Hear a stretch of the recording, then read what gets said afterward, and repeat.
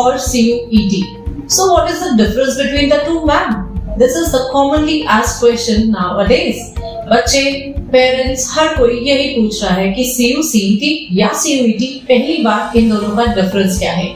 Other than this, there are many more questions like what is the exam structure, what is the mode of the exam, am I eligible or not, what is the syllabus for this exam? So there are n number of questions. So बोले तो पूरी tsunami आ चुकी है बच्चों के और parents के मन में कि CUET है क्या. So आज इस वीडियो में हम जानेंगे कि CUET है क्या. So watch the video till the end. CUCET and CUET, Central University Common Entrance Test और Common University Entrance Test. So इन दोनों में क्या डिफरेंस है? Central university common entrance test यानी कि CUET पहले भी होता था. दैट मींस CUCET पहले भी होता था. This is not the first time that this exam will take place. और ये एग्जाम 2021 में भी हुआ था और उस टाइम इसके लिए 1,34,722 स्टूडेंट्स ने रजिस्टर किया था. सो now what is the main thing? You know that at the time of 2021 केवल 12 यूनिवर्सिटीज थी जिन्होंने इसमें पार्टिसिपेट किया था. एंड नाउ CUET में 54 central universities are participating. So can you now think that how big the competition is going to be. But yes, don't worry at all. Career Launcher is making you prepare for all this. So अब आगे बात करते हैं कि ये exam का name change हुआ क्यों? What is the difference? Is there any change in the syllabus, mode or any other thing? No, that is not going to change or hamper you at all.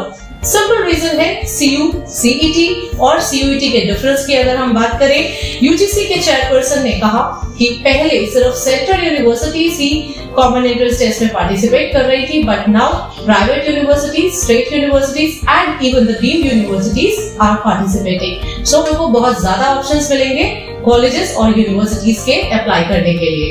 सो अब ये सारी ही university CUET accept कर रही है. Now we are going to talk about the most important thing, that is the exam structure. So exam structure क्या है? Ma'am exam में क्या आने वाला है और क्या क्या मुझसे पूछा जाएगा? सो ये सारे ही क्वेश्चंस बच्चों को फिर से परेशान कर रहे हैं. So I thought to make a video and here at career launcher we are making several videos for our students so that it becomes easier for you and you must know everything. So now we are going to talk about the exam pattern. So exam में क्या क्या चीजें आने वाली हैं और कितने sections हैं, that is again very important to know. So CUET के exam में 3 sections हैं. First section जो कि आगे दोबारा से divided है 2 parts में, 1A and 1B. The first section is going to talk about the language. It's going to test you on your language and you have many options to choose from. In section 1A, you have 13 languages and in section 1B, you have around 20 languages.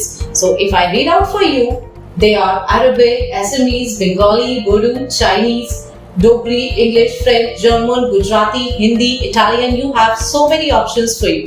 So जो भी language आपको अच्छे से आती है आप उसको opt कर सकते हैं और यहाँ पर ज्यादातर बच्चे इंग्लिश या अपनी कोई भी रीजनल लैंग्वेज को चूज कर सकते हैं. Now we are going to talk about the section 2. Section 2 की अगर हम बात करें so it talks about domain and students are really confuse कि मैम डोमेन में 27 सब्जेक्ट्स है, यहाँ पर मैं कौन से सब्जेक्ट्स चूज करूं? जो मेरे सब्जेक्ट्स हैं उन्हें चूज करूं, जो मेरे 12th के सब्जेक्ट्स हैं या जो मेरे को ग्रेजुएशन में कोर्स ऑप्ट करना है वो चूज करूं.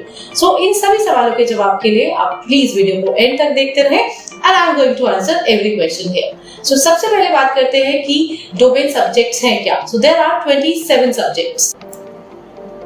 27 सब्जेक्ट्स में क्या क्या आता है? Accountancy, book keeping, biology, biological studies, chemistry, computer science, geology, history, legal studies, environmental sciences, physics, yoga, mass media, mass communication. So there are many subjects offered to you. अब बात आती है कि आप कौन सा चूज करेंगे. आपके पास अगर इनमें से कोई सब्जेक्ट्स ऑलरेडी है सो बहुत अच्छा है, आप उसको ही अपना डोमेन सब्जेक्ट रखें बिकॉज आप ये ऑलरेडी 12th में पढ़ रहे हैं और इसका जो सिलेबस है that is as per the NCERT. सो NCERT के अकॉर्डिंग ये सारे सब्जेक्ट्स का सिलेबस होने वाला है. सो ऑलरेडी आप जो 12th में पढ़ रहे हैं this is going to help you. यहाँ पर बच्चों का एक और क्वेरी बहुत अच्छे से सॉल्व होता है कि क्या अब मुझे 12th में पढ़ने की जरूरत नहीं है. ऑफ कोर्स आपका एग्जाम जो है अब वो ही आपकी मेरिट डिसाइड करेगा और अब परसेंटेज की बहुत ज्यादा रिक्वायरमेंट नहीं है, बट यस आपको थोड़ा पढ़ना होगा, बिकॉज अगर आप जो पढ़ रहे हैं 12th में वही तो आपको पूछा जाने वाला है CUET में, plus with a general test. So general interest test में क्या क्या आने वाला है? General knowledge, current affairs, general mental ability, numerical ability, quantitative, reasoning, and there will be some questions based on logical and analytical reasoning. So ये सब हमें तैयारी कर दी है जनरल इंटरेस्ट टेस्ट की। So जैसा कि अब आपने देखा that it consists of 3 sections. Section 1 based on language, Section 2 based on domain subject, and Section 3 based on general interest test. So now in this video we are also going to understand कि कौन-कौन से ऐसे courses हैं Delhi university के admission के लिए और बाकी सेंट्रल यूनिवर्सिटीज के एडमिशन के लिए जहां पर मैथ्स की रिक्वायरमेंट है, और साथ ही में हम ये भी जानेंगे कि जनरल इंटरेस्ट टेस्ट किन कोर्सेज के लिए मैंडेटरी है। सो मैथ्स कहाँ मैंडेटरी है और जनरल इंटरेस्ट टेस्ट कहाँ मैंडेटरी है, ये जानने के लिए वीडियो को फिर से आगे तक देखते रहिए। सो अब हम जानेंगे कि मैथ्स कहाँ मैंडेटरी है। ऐसे 12 कोर्सेज के बारे में मैं आपको बताने वाली हूँ जहाँ पर मैथ्स मैंडेटरी है। So first is eco honours, mathematics honours, Statistics Honors, Computer Science Honors, Bachelors of Management Studies, Bachelors of Finance Investment Analyst, Bachelors of Business Economics, Physics Honors, Chemistry Honors। और Physics Honors और Chemistry Honors के लिए खास बात यह है कि साथ ही में आपका Complete PCM आपके पास होना बहुत जरूरी है। That means Physics, Chemistry, Maths तीनों ही सब्जेक्ट आपके पास होने चाहिए। Next is Polymer Sciences, BTech Informative Technology and Mathematical Innovation, and last but not the least BCom Honors। BCom Honors के लिए लेकिन आपके पास 2 कॉम्बिनेशंस हैं। BCom Honors आप जनरल इंटरेस्ट टेस्ट के थ्रू भी कर सकते हैं, और साथ ही में मैथ्स अगर हम मैंडेटरी होना या ना होने की बात कर रहे हैं तो जिन लोगों के पास मैथ्स नहीं था पर वो लोग के पास अकाउंटेंसी था, सो वो अकाउंट्स के बेसिस पे भी BCom Honors के लिए अप्लाई कर सकते हैं। So now we are going to know such courses जहां पर जनरल इंटरेस्ट टेस्ट के थ्रू हम एडमिशन ले सकते हैं। सो मान लीजिए हमारा डोमेन सब्जेक्ट बहुत स्ट्रॉन्ग नहीं है, तो इसीलिए जनरल इंटरेस्ट टेस्ट की वैल्यू बन जाती है। सो अब हम जानेंगे ऐसे 7 कोर्सेज जहां पर हम जनरल इंटरेस्ट टेस्ट के थ्रू एडमिशन ले सकते हैं। सो पहले अगर एंट्रेंस एग्जाम की हम बात करें तो ये है बीकॉम। बीकॉम के 2 वर्जन होते हैं, बीकॉम और बीकॉम ऑनर्स। बीकॉम ऑनर्स के लिए आपके पास फिर से 2 कॉम्बिनेशंस हैं।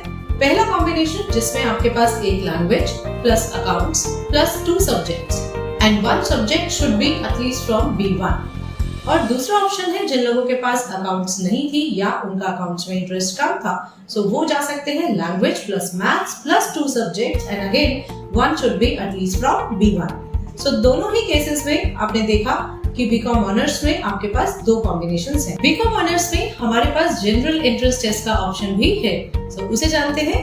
उसके लिए हमारे पास एक लैंग्वेज प्लस एक डोमेन प्लस जनरल टेस्ट का ऑप्शन है, सो हम इससे भी बीकॉम ऑनर्स कर सकते हैं। आगे बढ़ते हैं बीकॉम ऑनर्स और बीकॉम के अलावा ऐसा कौन सा ऑप्शन है जो हम जा सकते हैं जनरल इंटरेस्ट टेस्ट के थ्रू। सो उसकी अगर हम बात करें तो उसमें आ जाता है मैनेजमेंट स्टूडेंट्स के लिए या ऐसे स्टूडेंट्स जिनको बिजनेस स्टडीज जैसे सब्जेक्ट्स में इंटरेस्ट है, they can go for BBA, BMS और BPE। इसमें फिर से कॉम्बिनेशन के लिए language plus maths plus section 3 का होना बहुत जरूरी है। BBE की बात करें तो एक बहुत अच्छा कॉलेज है यहाँ पर, गार्गी कॉलेज, जो कि बहुत फेमस है। और BBA, BMS के लिए केशव, दीनदयाल और शहीद सुखदेव और बहुत सारे ऐसे दिल्ली यूनिवर्सिटी के कॉलेजेस हैं जो आपको एडमिशन देते हैं। थर्ड कोर्स की बात करते हैं जो कि हमारा जनरल इंटरेस्ट टेस्ट लेता है, दैट इज जर्नलिज्म। जर्नलिज्म में language plus 2 subjects from B1 category and 1 subject from B1 और B2। सो यहाँ पर हमें जनरल इंटरेस्ट टेस्ट नहीं देना है, बट अगर हम जनरल इंटरेस्ट टेस्ट के थ्रू जाते हैं और डोमेन सब्जेक्ट्स कम चूज करना चाहते हैं, then we have mandatory option to choose English as 1 language plus section 3, that is general interest test. और आप सबको तो पता ही है जो इन्फॉर्मेशन बुलेटिन आया है, इट कंसिस्ट ऑफ 109 पेजेस, तो इतनी सारी मेहनत आप क्यों करेंगे जब हम यहाँ हैं। तो now we are going to talk about the 4th course which is integrated journalism. इसके लिए भी आपके पास English as a mandatory language होना जरूरी है plus section 3, that is general interest test. Next is BA। BA किसी भी कॉलेज से अगर आप करना चाहते हैं और BA में बहुत सारे वर्जन्स होते हैं, तो इसके लिए आपके पास होना चाहिए फिर से 1 language plus 1 subject from B1 और B2 plus general interest test. बहुत सारे बच्चे बीटेक IIT से करते हैं, बट यहाँ से भी अब आप बीटेक कर सकते हैं और वो भी जनरल इंटरेस्ट टेस्ट के थ्रू। सो बीटेक के लिए again you need language plus maths plus section 3। And last but not the least, as I said that I will be covering 7 courses from which you can get into Delhi University on behalf of general interest tests. So the last one here is vocational courses. किसी का मन है कि अगर मुझे health care में, software development में या किसी भी और वोकेशनल कोर्स में जाना है तो भी जनरल इंटरेस्ट टेस्ट के थ्रू आप दिल्ली यूनिवर्सिटी और या फिर किसी भी और 54 सेंट्रल यूनिवर्सिटीज में एडमिशन पा सकते हैं. So now friends, you have seen that we have overloaded you with lot of information, but still अगर अभी भी आपकी कोई query रह जाती है, so please mention us, write us, and we will definitely solve your query and reach out to you through our videos. Thank you, stay tuned. Don't forget to like the channel and stay tuned with Career Launcher. So I was Riya Javla, Branch Head Career Launcher and a mobile faculty.